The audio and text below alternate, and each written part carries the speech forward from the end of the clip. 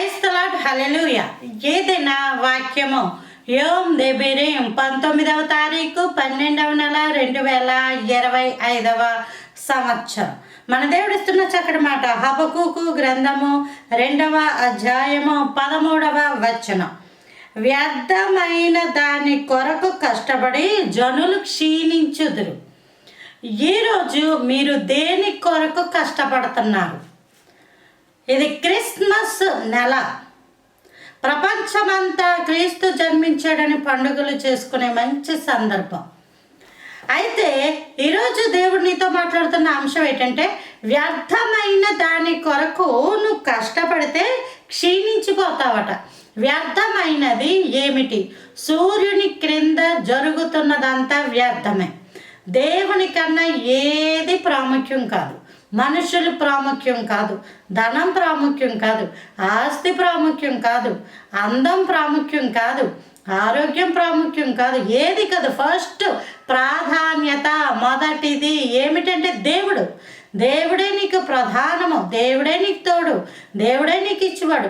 దేవుని పక్కన పెట్టి నువ్వు దేని కొరకైతే కష్టపడ్డావో, దేని కొరకైతే నువ్వు ప్రయాసపడుతున్నావో దానివల్ల నీకు వచ్చేది ఏంటి తెలుసా? ఏ విధమైన లాభం ఉండదు.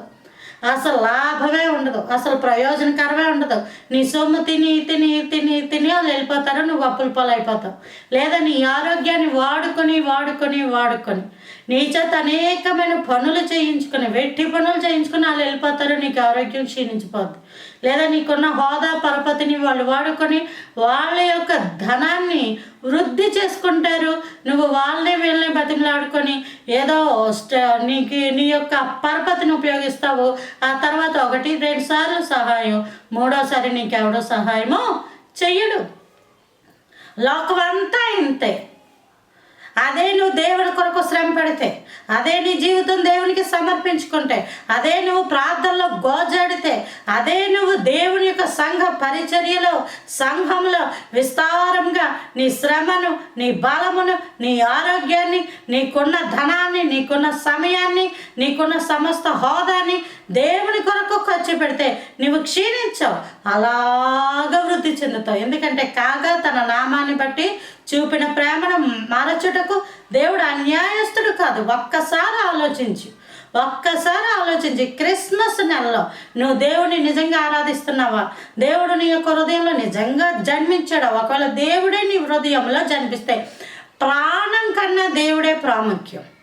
నీకేం కావాలన్నా దేవుడే ప్రాముఖ్యం. అదేం ప్రాముఖ్యం కదా. ఎందుకంటే లోకంలో ప్రతిదీ కొంతకాలమే.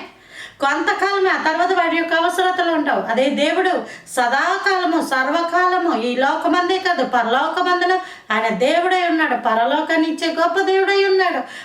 దేవుడు చెయ్యి విడువడు. కాబట్టి వ్యర్థమైన దాని కొరకు కష్టపడితే క్షీణించిపోతావు. దేవుని కొరకు నువ్వు కష్టపడితే నువ్వు వర్ధిల్లుతావు. నిన్ను బట్టి అనేక మంది దీవించబడుదురు కాక. Praise the Lord. ఆమేన్.